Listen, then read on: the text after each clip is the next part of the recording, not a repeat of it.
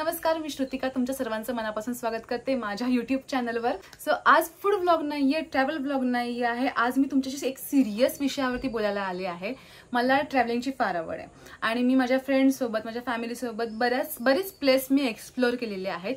ह्याच travelling related जो माझ्यासोबत स्कॅम घडलाय त्या स्कॅम रिलेटेड मी तुमच्याशी आज बोलायला आले आहे आणि मी फसले, तुम्ही फसू नका। त्याच्यामुळे हा व्लॉग जो असणार आहे तो रिअल व्लॉग असणार आहे, रिअल स्टोरी। माझ्या लाईफ मध्ये ज्या गोष्टी घडलेल्या आहेत त्या गोष्टी तुम्हाला मी एक्सप्लेन करून सांगणार आहेत, म्हणजे तुम्ही त्या चुका परत करू नका, माझ्यासारख्या सुद्दाम चुका करू नका। प्रत्येकाचे पैसे तेवढेच इम्पॉर्टंट असतात, प्रत्येकाची मेहनत असते, त्याच्यामुळे त्या मेहनतीचा कोणीही गैरवापर करणार नाही ह्याची काळजी तुम्ही सर्वांनी घ्या। मी घेतली नाही आणि त्याचा मला नेहमीच एक रिग्रेट राहील की यार मी खूप फालतू ठिकाणी फसले। तर तुम्ही ह्या गोष्टी करू नका, तुम्ही फसू नका। खास तुमच्यासाठी, तुम्हाला अलर्ट करण्यासाठी मी हा व्लॉग घेऊन आले आहे।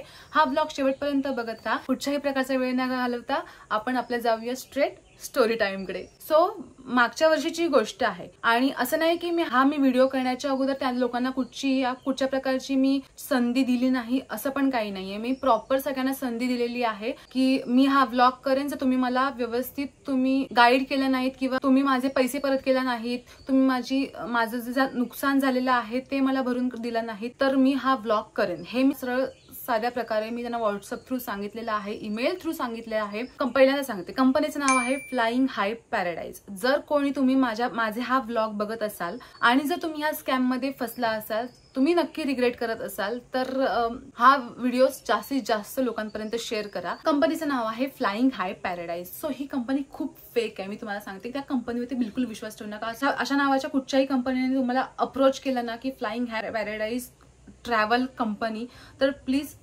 चल निकल यहाँ से असं बोलायचं आणि सोडून द्यायचं, त्याला जायला सांगायचं। अजिबात तुमचे पैसे वाया घालवू नका। प्रत्येकाचा पैसा इम्पॉर्टंट आहे, आपल्या प्रत्येकाची ती घामाची मेहनतीची कमाई आहे, त्याच्यामुळे आपला पैसा असा वाया घालवू नका जसं मी घालवलाय। ओके, आपण आपल्या स्टोरीकडे जाऊया। मी तुम्हाला पहिल्यापासून सगळी स्टोरी सांगते। 5 जानेवारी 2024 मी माझी पहिली कार घेतली, जी होती टाटा पंच। त्याच्यानंतर सगळं झालं व्यवस्थित। कारचा काहीच संबंध नाही ह्याच्यामध्ये। मला त्या लोकांनी, फ्लाइंग हाय पॅराडाइज वाल्यांनी मला कारचा रेफरन्स देऊन ह्या स्कॅम मध्ये अडकवलेला आहे। अशा बऱ्याच लोकांना अडकवले, सगळ्यांना जवळजवळ। त्यांनी काय केलं, मी सगळं लिहून आणले। त्यांनी काय केलं, ह्याच दरम्यान म्हणजे 4, 5, 6 मे अशा दरम्यान मला फोन केला, ते पण एक अननोन नंबरवरून फोन केला आणि त्या फोनवरती एक मुलगी बोलत होती। त्या मुलीचं म्हणणं होतं की तुम्ही आमच्या कंपनीचं, म्हणजे आमची फ्लाइंग हाय पॅराडाइज नावाची एक कंपनी आहे, त्या कंपनीचं समथिंग XYZ वर्ष कंप्लीट झालेले आहेत आणि त्या कंपनीने एक फंक्शन ठेवलं आहे। त्या फंक्शन मध्ये तुम्ही जी नवीन कार घेतली आहे त्या कारचे ओनर्स ची नावं आम्ही टाकलेली होती आणि तुम्ही एक लकी ड्रॉ मध्ये सिलेक्ट झाला आहात। त्याच्यामध्ये कंपनीची नावं पण त्यांनी घेतली, जसं की टाटा कंपनी आहे, महिंद्रा आहे, नवीन ज्यांनी कार घेतलेली आहे त्याच ओनरची नावं आम्ही लकी ड्रॉ मधून काढलेली आहेत। त्यातलेच तुम्ही सिलेक्टिव्ह पर्सन आहात की तुम्हाला इन्व्हिटेशन आम्ही दिलेलं आहे।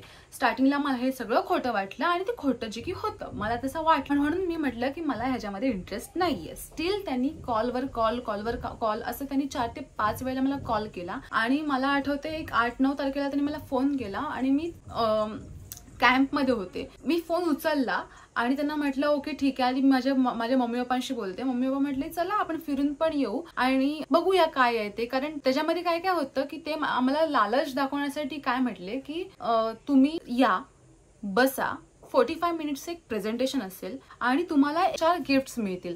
त्याच्यामध्ये एक असेल सिल्वर कोटेड एक लक्ष्मीची मूर्ती असेल छोटी, जे की त्यांनी काय दिलं आम्हाला तुम्हाला हसायला येईल, ते आपले चॉकलेटचे कागद वगैरे असतात सिल्वर कलरचे, त्याने ते रॅप करून दिलेली ती मूर्ती होती।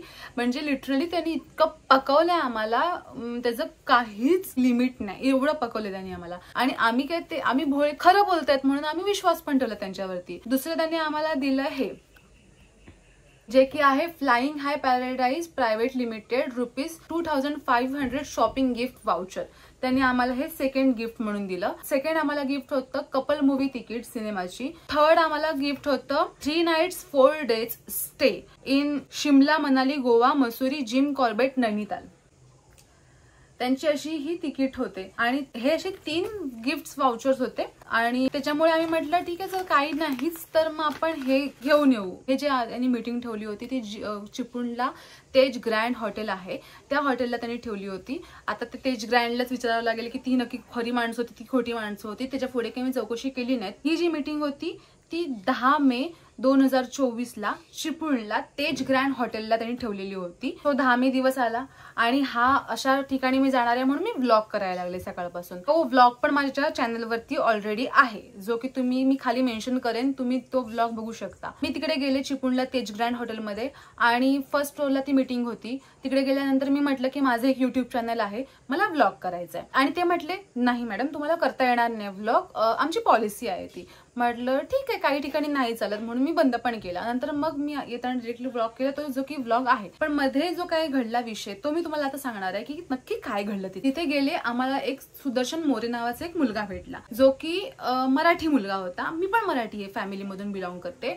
मी पण महाराष्ट्रीयन आहे, मी कोकणी आहे आणि तो पण मराठी मुलगा होता, सुदर्शन मोरे, जो की होता महाडचा. आणि त्याने आम्हाला आता कसं आपण मराठी माणसं, मला असं वाटतं की आपण आपल्याला मदत करतो ना, सो मला वाटलं की तो पण आपल्यासारखा म्हणजे आम्हाला मदत करणारा किंवा आम्हाला न फसवणारा मुलगा असेल, त्याच्यामुळे आम्ही विश्वास ठेवला त्याच्यावरती.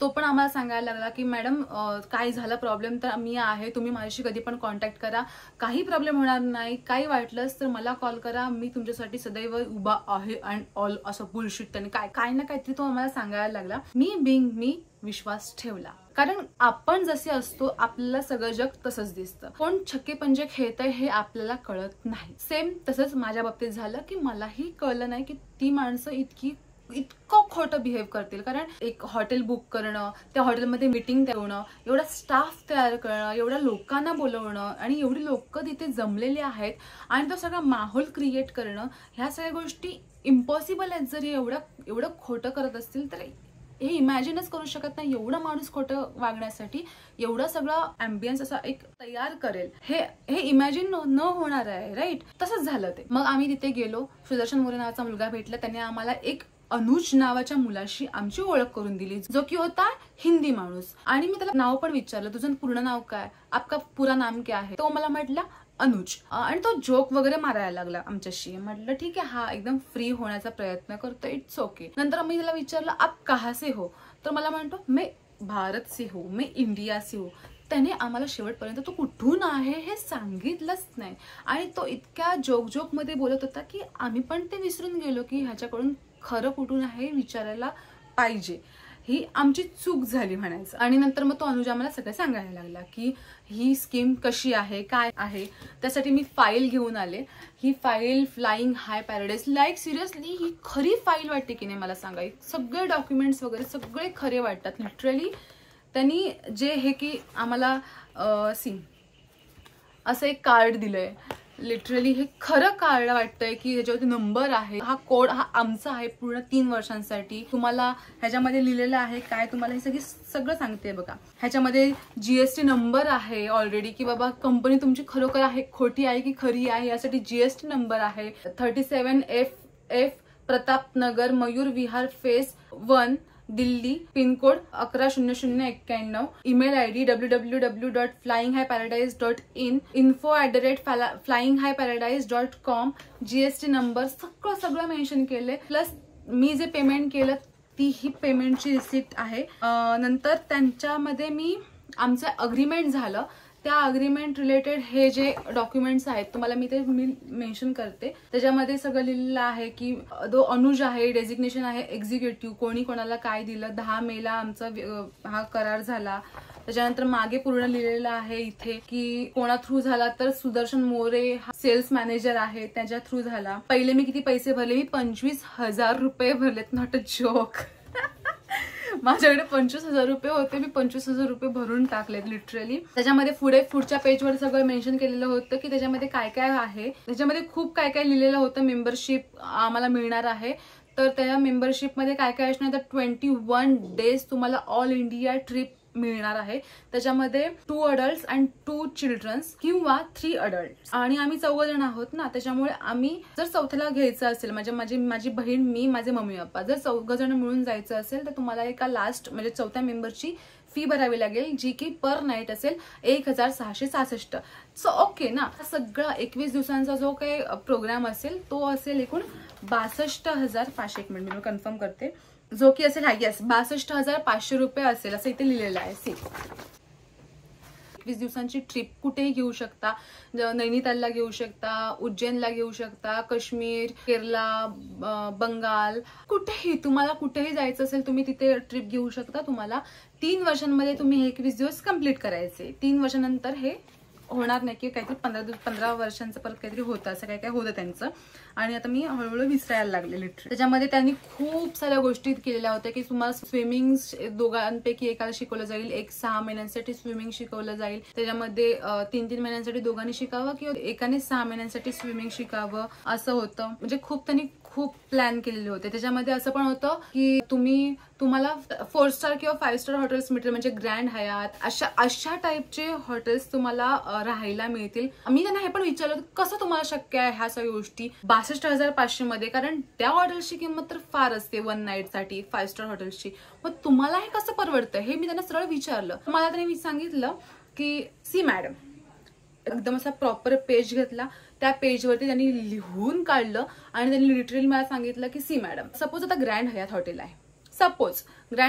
आहे, त्या हॉटेलला खूप रूम्स आहेत, पण ती रूम्स काय सगळेच बुक्ड होत नाहीत, त्यातले बरेच रूम राहतात. त्या ग्रँड हयातचं लॉस आहे. मग ते काय करतात, काही हॉटेल्सचे रूम्स हे आम्हाला देतात, आम्ही त्याचं बिल पे करतो थोडे आणि आम्ही आमचे कस्टमर इकडे फिरवतो. त्याच्यामुळे काय होतं, आम्हाला पण फायदा मिळतो, त्यांना पण फायदा मिळतो आणि आम्हाला हे कमी पैशामध्ये मिळतं, म्हणून आम्ही तुम्हाला कमी पैशामध्ये हे सगळं प्रोव्हाइड करू शकतो. ह्या गोष्टी पटण्यासारखं त्यांनी आम्हाला सांगितलं. आणि आम्ही जे हॉटेल्स तुम्हाला सजेस्ट करतो ना ते आमच्याशी त्यांनी टायअप केलेलं असतं, असेच हॉटेल्स असतात. म्हटलं ओके, ह्या गोष्टी पटण्यासारख्या आहेत, कारण एवढ्या माणसांना कोण उल्लू बनवू शकत नाही ना. जेव्हा प्रेझेंटेशन होत होतं ना तेव्हा एक 4-5 लोकांचं अनाउन्समेंट झाली होती की आणि वा वा वा हे मेंबर झालेले आहेत असं करून त्यांना क्लॅप वगैरे करत होते ही लोक. आणि आम्हाला पण वाटलं की खरोखर एवढी सगळ्या लोकांना ही लोक उल्लू बनवणार नाही असं आम्हाला वाटलं, म्हणून मग आम्ही ह्या सगळ्या गोष्टींसाठी फसलो गेलो. त्यांनी असं पण मला सांगितलं की तुमचं राहणं खाणं जाणं तिथे सगळं फ्री असेल, फक्त तुम्हाला तुमची शॉपिंग जी काय असेल ती करायची आहे. तुम्ही जर ट्रेनने गेलात तर हे पूर्णपणे आमच्याकडून असेल, आणि तुम्ही जर फ्लाईटने गेलात तर ते 60% आम्ही पे करणार, 40% तुम्हाला पे करावे लागतील. विच इज मला वाटलं की खूप छान आहे, चांगलं वाटलं मला ही स्कीम. या सगळ्या गोष्टींमध्ये मी खूप विश्वास ठेवायला लागलेले त्यांच्यावरती, की जे चुकीची गोष्ट होती माझ्यामध्ये, माझ्या इमोशनचा खूप चुकीचा वापर करून घेतला. कारण I love travelling, I genuinely love travelling. आणि मला असं आहे की मी ज्या ठिकाणी फिरते त्या ठिकाणी माझ्या मम्मी पप्पांना पण फिरावं, त्यांनी पण त्या गोष्टी एक्सप्लोर कराव्या, मी जे बघते तेही त्यांनी बघावं असं मला वाटतं. की जी मुलगी असावी की माझ्यामुळे ते फ्लाईटचा प्रवास करू शकतील, असा विचार माझा अगदी मी लहान असल्यापासून आहे की माझ्यामुळे माझे मम्मी पप्पा ट्रॅव्हल करू शकतील, सगळ्या जग फिरू शकतील, अशी मी मुलगी आहे. त्याच्यामुळे मला असं होतं की चला ह्या गोष्टी थ्रू तरी माझे मम्मी पप्पा आणि मी आणि माझी बहीण ट्रॅव्हल करू शकू. त्याच्यामुळे मी खूप खुश होते आणि त्या खुशीच्या भरामध्ये मी एवढ्या मोठ्या स्कॅम मध्ये मी फसले गेले. हा एकूण 62,500 रुपये आमच्याकडून घेणार होते ही लोक. सांगितलं की 25,000 रुपये तुम्ही आता द्या आणि नंतर तुम्ही दर महिन्याला तुमची जी काही अमाऊंट असेल EMI तो तुम्ही देत जा. तो जो की होता 1,562 रुपये. मे मध्ये घेतला, जून जुलै ऑगस्ट सप्टेंबर असं एकूण 5 महिने माझा 1,562 नुसार त्यांनी पैसे घेतलेले आहेत. म्हणजे तुम्ही ते कॅल्क्युलेट करा की माझे किती रुपये गेलेत. म्हणजे जवळ 33-34,000 रुपये माझे असेच गेलेले आहेत त्यांच्याकडे. आणि काय झालं, ही जी प्रोसेस होती ह्यानी फ्लाइंग हायवाल्यांनी आम्हाला जे बोलवलं होतं ना ते बोलवलं होतं मे मध्ये. आणि मे मध्ये उन्हाळ्यामध्ये कोण फिरायला जातं, आणि त्यांनी स्ट्रिक्टली आम्हाला सांगितलं होतं की 45 डेज तर तुम्ही फिरू शकत नाही, कारण ही प्रोसिजर व्हायला पूर्ण आणि तुमचा 1 हप्ता जायला वेळ लागणार आहे. त्याच्यामुळे तुम्ही 45 डेज तुम्ही हा ट्रॅव्हलचा विचार करू शकत नाही. मग काय आला, जून आला, जून जुलै ऑगस्ट सप्टेंबर हे तर पावसाचे दिवस आले, भर पाऊस असतो आपल्याकडे. त्याच्यामुळे त्याच्यामध्ये ट्रॅव्हलिंगचा विषय करणं म्हणजे मूर्खपणा आहे. आणि म्हणून मग तो विषय तिथेच राहून गेला. आणि दर महिन्याला तो अनुज जो मुलगा आहे ना तो माझ्याकडे पैसे मागायचा की मॅडम तुमचा हा दिवस आहे, पैसे भरायचा आहे, 15 का 16 तारीख होती माझी पैसे भरण्याची आणि तुम्ही पैसे भरायचे. आणि मी त्याला हे पण बोलले की हे बघ माझ्याकडून कुठचं कोणाचे पैसे राहत नाहीत, मी तुला पैसे देत राहीन, फक्त मला फसवायची नाहीस असं पण त्याला म्हटलं. तरी पण माझा विश्वास खूप होता त्याच्यावरती, खूप जास्त विश्वास होता.